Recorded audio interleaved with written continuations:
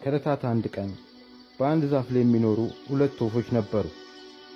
አንድ ቀን ሴቷ ወፍ ወንዱን እንዲህ ስትል ጠይቀዋለች። እኔን ጥለኸኝ የትም አትበርም አይደል ስትለው፣ ወንዱም ወፍ እኔ ከበረርኩኝ አንቺ ይዘሽ አስቀሪኝ ይላታል።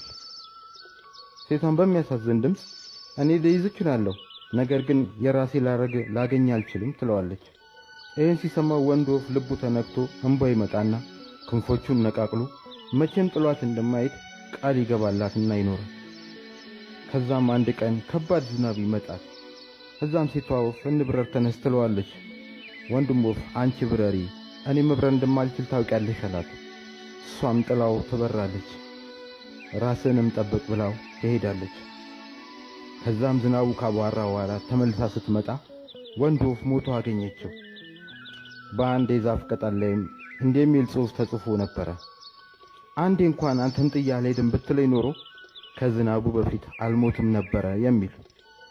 ሰዎች ማፍቀር ስህተት አይደለም፣ የተሳሳተ ሰው ማፍቀር ግን ስህተት ነው።